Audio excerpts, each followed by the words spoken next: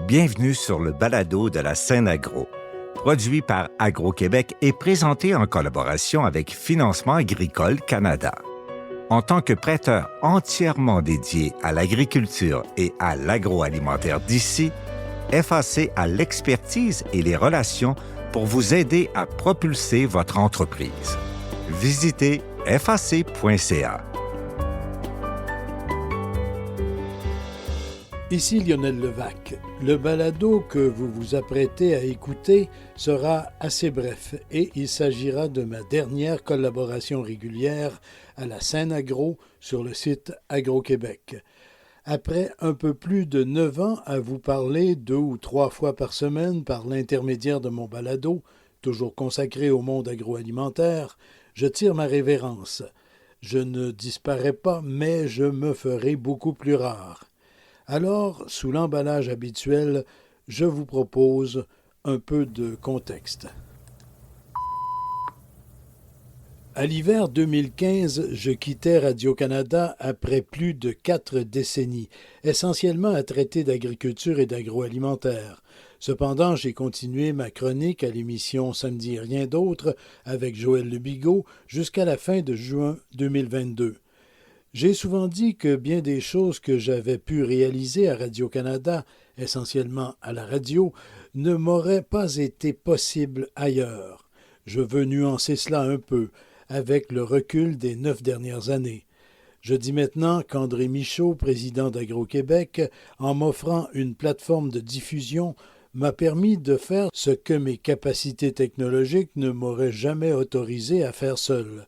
J'ai donc pu, avec la scène agro, rester en contact étroit avec le monde agroalimentaire, ses rouages, ses défis, son importance dans notre vie, dans notre société.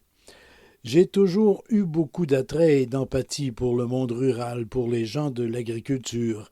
J'y ai connu tellement de personnes passionnées, et ce n'est pas un cliché de le dire. J'ai développé des amitiés avec plusieurs, et quoi qu'il advienne, je me sentirai toujours proche des gens de la terre. Au fil des ans, j'en suis venu également à mieux saisir les enjeux des femmes et des hommes de l'industrie agroalimentaire. Autant les agriculteurs avaient besoin de la reconnaissance de leur importance dans les rouages de notre société québécoise et son économie, autant les transformateurs alimentaires devaient être traités au plan des politiques et programmes gouvernementaux comme un facteur majeur contributeur à l'activité interne comme à l'exportation. Aujourd'hui, on considère beaucoup mieux les ventes à l'étranger, facteur de maintien d'un niveau de vie intéressant chez nous. Dans tout cela, il y a les décisions politiques, oui, bien sûr, mais je dirais davantage les décisions gouvernementales. Là aussi, les choses ont beaucoup évolué, même si on doit encore solidifier et rendre permanent toute une série de programmes et de mesures d'aide, bien sûr, mais aussi de soutien et de stimulation de l'agroalimentaire. Au Québec, nous avons une base fort intéressante et utile à ce propos, la politique bioalimentaire. Avec les années, les préoccupations environnementales, sociétales et de santé ont demandé une attention et des actions croissantes. Et c'est pour le mieux. Et ce n'est pas fini. Tout cela ne se fait pas sans heurts, mais il faut agir et accélérer le pas dans la voie d'un véritable développement durable. Je ne referai pas ici le monde agroalimentaire. Je voudrais simplement terminer en vous disant que, journalistiquement parlant, le seul véritable mérite que je m'attribue est de m'être vraiment intéressé à l'agroalimentaire et aux gens qui y travaillent et en vivent.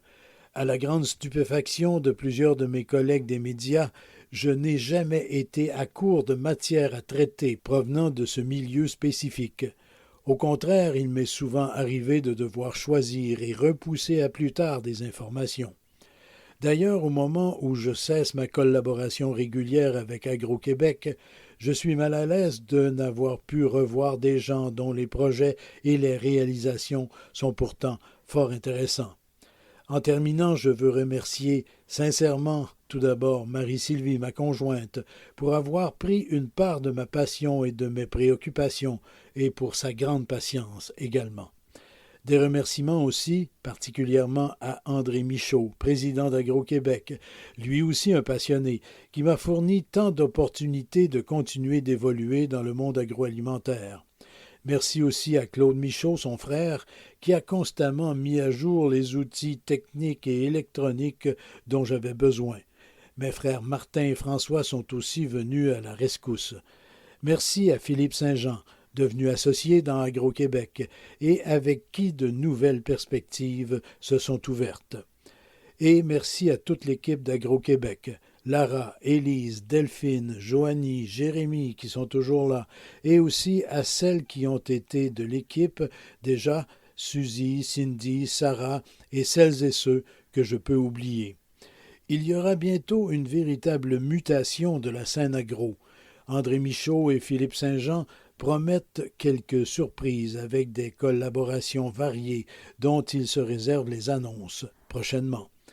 Et pour finir dans les formes habituelles, ici Lionel Levac, merci et au revoir.